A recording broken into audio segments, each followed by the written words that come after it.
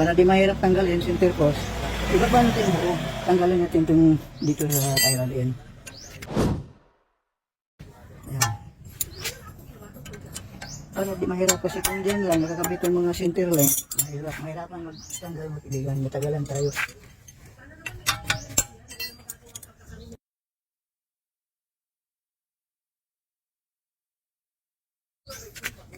Dito ang palo, kaibigan.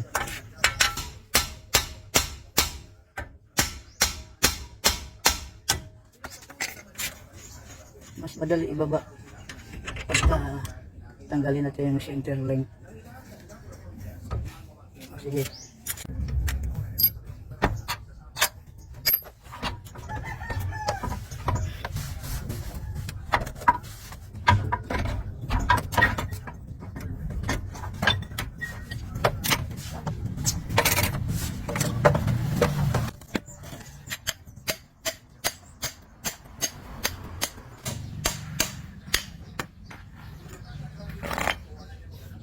Ito natin kaibigan. Ito, center post. Hintayin natin yung pisa. Ito kaibigan, yung idler arm bushing, lagyan natin ng grasa para matagal masira. Grasa ang buhay ng mga kuwan tulad ng mga bearing, grasa lagyan para matagal masira. Ito, habang wala pang pisa, pwede ko na ito ibalik para center post na lang ang ikabit ko. Habang wala pang pisa, kabit ko muna. Ito ang ano, para mabilis matanggal at mabilis ikabit.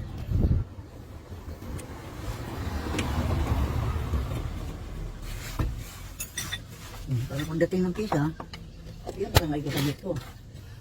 Habang i-change oil ko pa itong makina nito. Ayan, nakatulo na yung ano, dinarain ko na yung langis.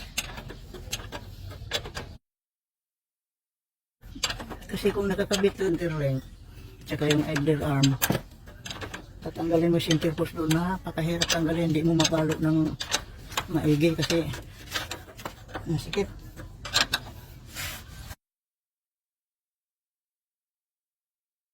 Ating na yung pesa center post. Ito from Japan. Kabit natin. Hindi mahirap ikabit kasi ito lang iganyan mo kasi nakakabit pa sa center link. Kabit natin.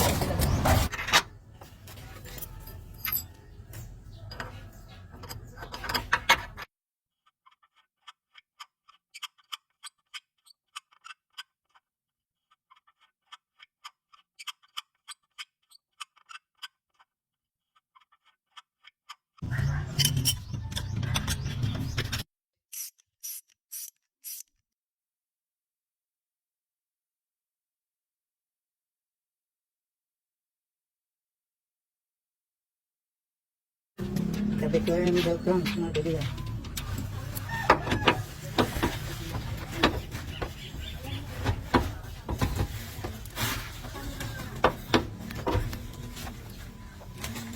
Mas mabilis matanggal, mas mabilis ikabit. Basta pinagplanuhan ang trabaho ng kaibigan.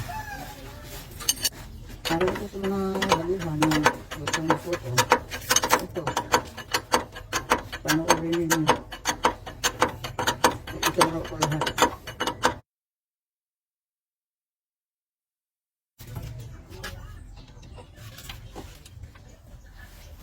Kaibigan, palitan ng oil filter. Tanggalin natin. Palit natin kaibigan.